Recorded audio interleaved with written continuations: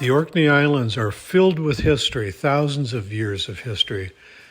You leave from John O'Groats, the most northerly part of the British mainland, for a ferry ride of about 45 minutes, and then the adventure into history begins.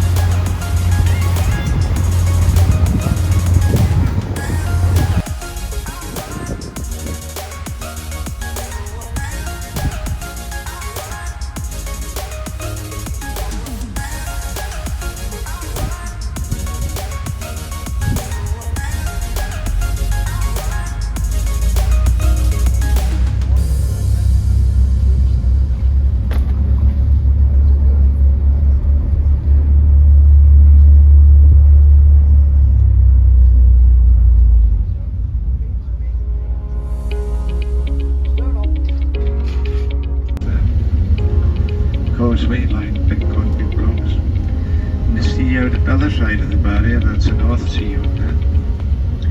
And since the sealing of this channel, the coastline's changed a bit. It used to be deep water on both sides of the barrier, but nowadays the sand is building up the right hand side as we cross. And a lot of sand come in this last 40 years or so. In fact, 40 years ago, there'll be no sand there at all. Water right up the edge of the barrier.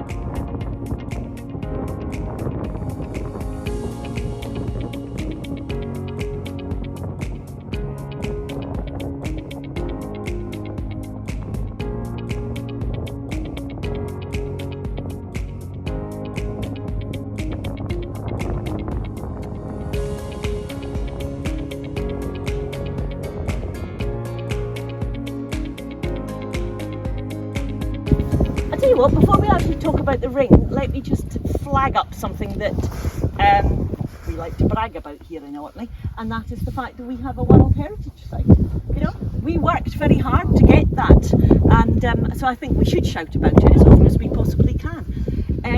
UNESCO recognised back in 1999, so a few years ago now, that you get this unique experience here in Orkney from the Neolithic period, and that is the cradle to grave.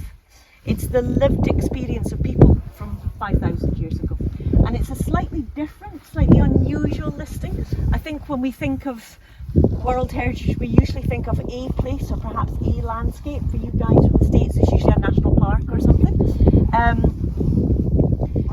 But here it's 4 of the kind of major monuments from the Neolithic, and the landscape, it's the setting of them as well that's important. So I'm guessing at some point today you're probably going to Scarabray.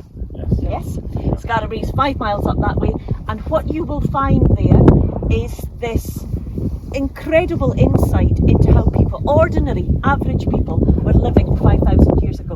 And you know what? You watch it, you look, and I bet you any money you come up with the same. I'm always quite humbled by it, because do you know what? We think we're so much cleverer than everybody nowadays. You pare it right back. You take away all our gadgets and modern things, and these people were exactly the same as us. They want to be warm, they want to be comfortable, they want nice things, and they want the companionship and the security of a community. Yeah. Are we any different? We might have gadgets, but that's the only difference. So that's what you're going to see at Scarabray, the living aspect.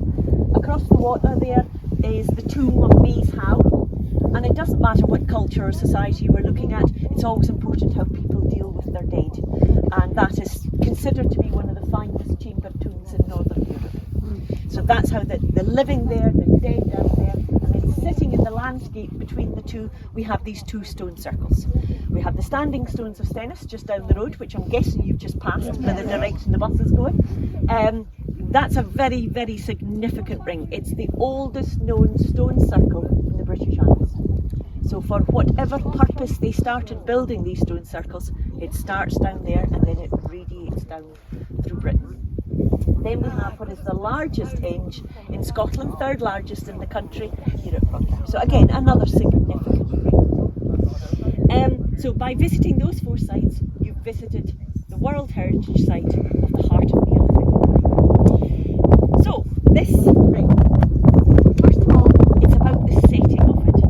If you take a moment, you'll actually see we're standing in a natural amphitheatre. We're surrounded here by low-lying hills, and we're also bang in the centre of the West Mainland of Cornwall. So it's a very chosen location. So with our decreasing circles, a circle of hills, a circle of water, and then the circle of stones sitting in the middle of it. Very dominant in this central location. Then we get to the actual ring itself. It's a henge monument, and I know from experience it really doesn't matter where you come from in the world. When you hear the word henge, when you hear see, right in my heart. Actually, Stonehenge, fantastic site.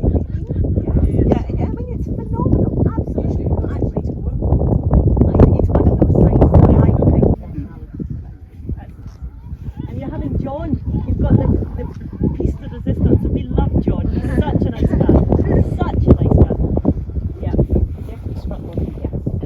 Anyway, let me just give you 5 minutes, give you a little bit about